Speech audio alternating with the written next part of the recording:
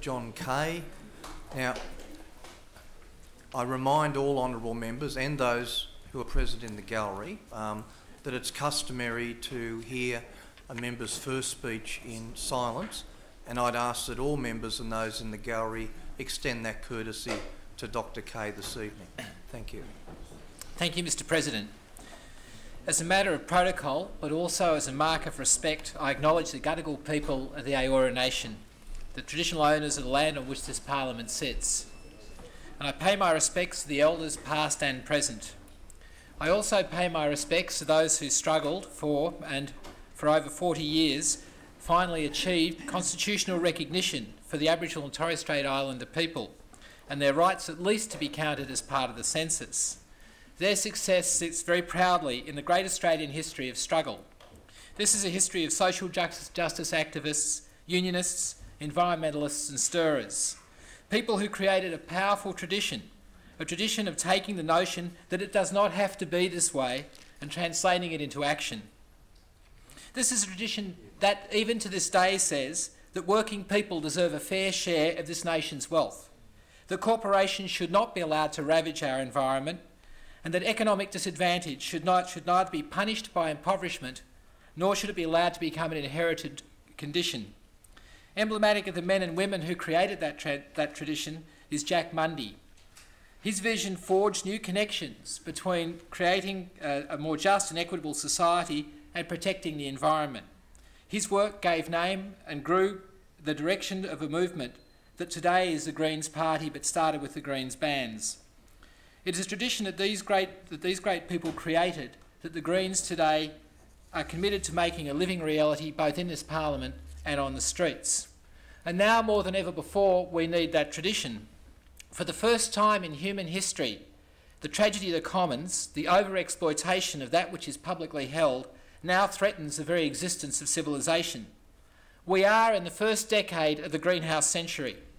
For at least the next 100 years, and if not longer, every decision, every choice, every consequence will be tempered by our impact on the climate and its impact on us. We cannot duck this reality by blind faith that we can be rescued by some as yet to be proven technology like so-called clean coal or supposedly safe nuclear power.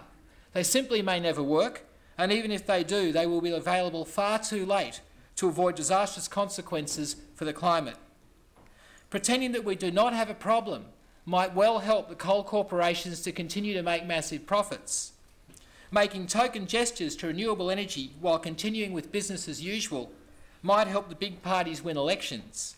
But there is now only one way that we can respect our obligations to the future, and that is to recognise that the day of the carbon-based fuel dependency must sooner or later come to an end. The state faces two very distinct choices. We can either work together and prepare for a future that takes us beyond fossil fuels, or we can put our heads in the sand and we can hope that something will turn up. If we ignore the warnings, we are risking economic and environmental devastation, for it is highly likely that sometime in the next 15 years the world will turn to Australia and say, hey, we don't want your coal anymore, because while Australia has been busy concentrating on developing ever neater and more efficient and cheaper ways of extracting coal, the other countries around the world have been putting their productive efforts into developing post-carbon technologies like renewables and efficiency technology. Worse still, at the same time, the international community is bound to turn to Australia and say to us, by the way, Australia, you can no longer continue to be the world's leading greenhouse polluters. You have to reduce your per capita emissions to world standards. At that point, we will hit a brick wall, economically and environmentally.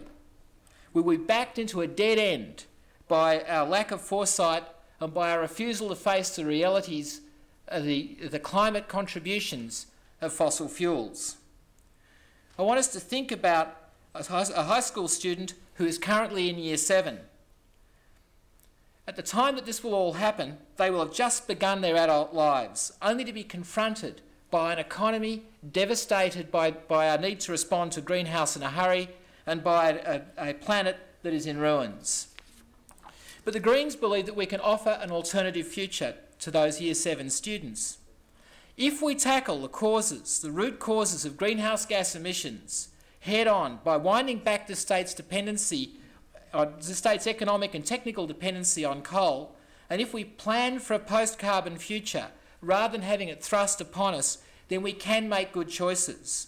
We can create a viable and vibrant renewable energy industry, bringing with it quality employment, a reliable electricity supply and a good measure of prosperity.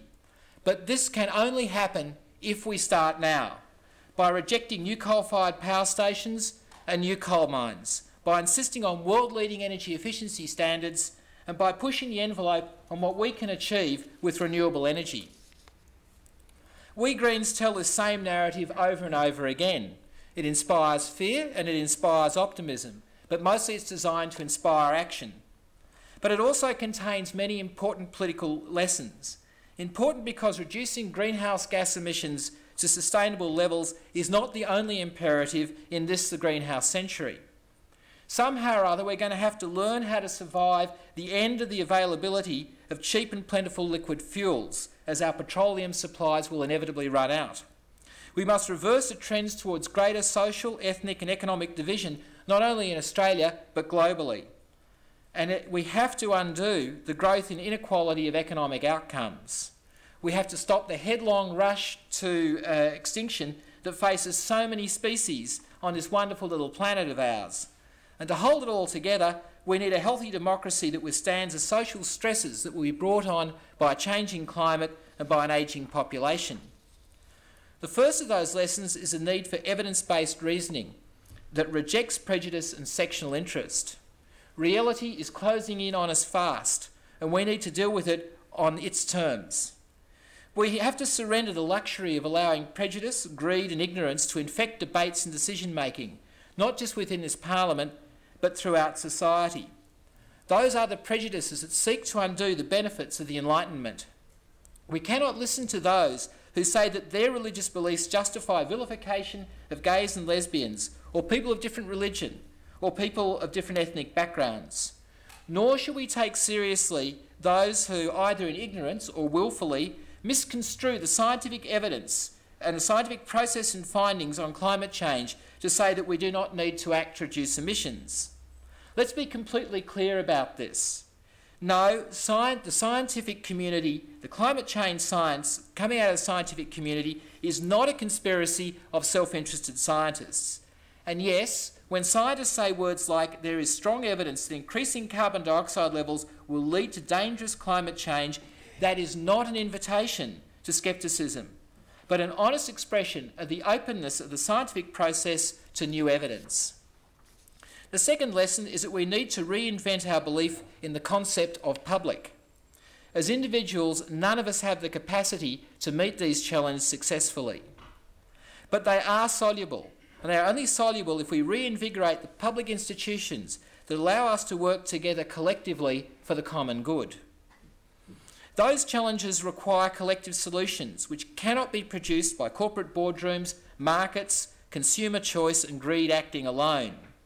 Our great public school system and our TAFE colleges knock some of the rough edges of socio-economic disadvantage and create a celebration of diversity. But more importantly, they are central to a culturally, economically and politically successful society that can innovate and thrive in the greenhouse century. The public ownership of utilities like water, electricity and transport creates the possibility that they can respond to community needs, including reducing greenhouse gas emissions. Privatised electricity and water retailers are shackled to the need to maximise profit. They can never work in partnership with energy and water consumers to reduce demand in the ways that a well-managed and well-led public-owned utility can do. But the Greens' vision of public goes beyond education, utilities and services like transport, health and broadcasting. It includes the belief that as a community we have a collective right to determine our own common future. That is why we have so vigorously opposed John Howard's work choices legislation, which seeks to destroy unions and leave every single worker isolated and at the mercy of their employer.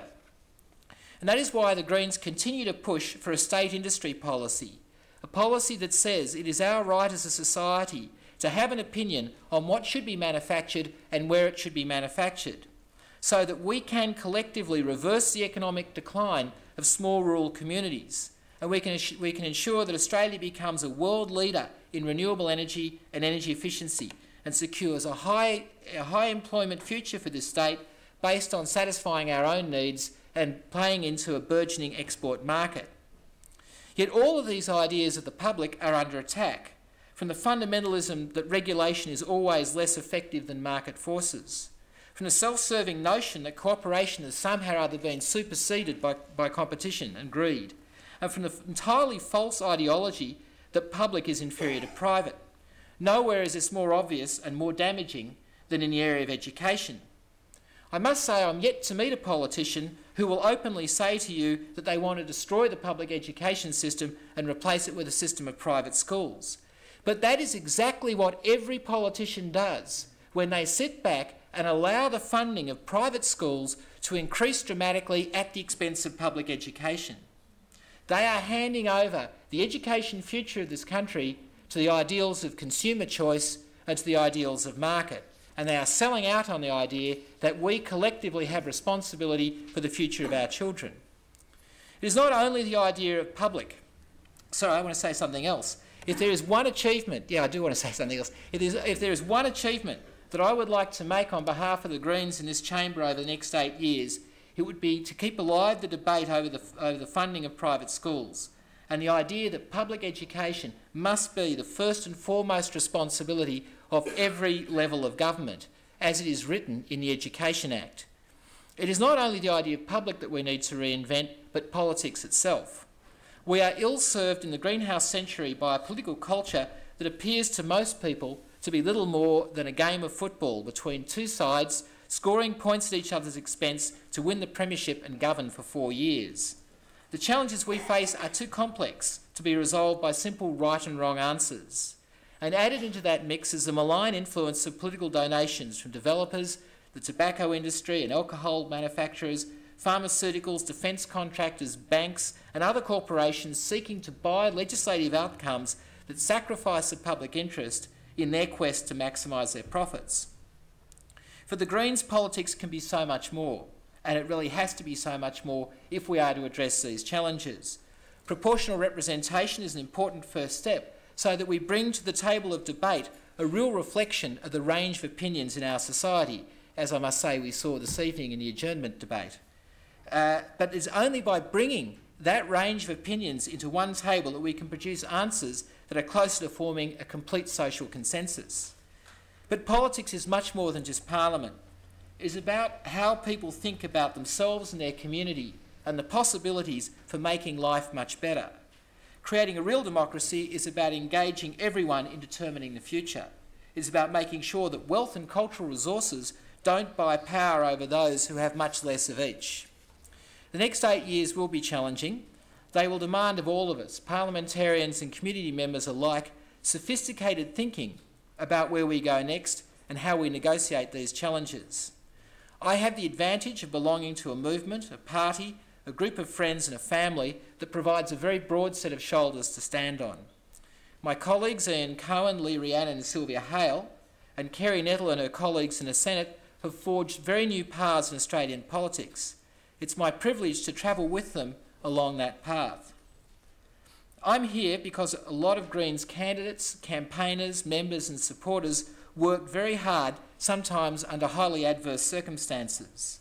I hope that at the end of 8 years they can take some pride in the work that we have done together collectively. My friends in the Greens and elsewhere have rubbed some of the rough edges off me, but as you probably already observed, not all of them. They are a constant source of inspiration and ideas. My mother and my father are watching over the internet, as they have watched over me and guided me throughout my life. They set the standards, and all that their 4 children, had to do was follow in their own unique ways. My parents, my 2 brothers, my sisters, their partners, my sister and their partners and their offspring have great supporters. My partner Lynn Jocelyn is not only a brilliant public sector teacher, but she also finds the time and energy to be my best friend. She is the most patient, tolerant and selfless person I have ever met. I fear at times that she really needs to be. To all of you I say thank you and welcome to our journey together. Thank you very much.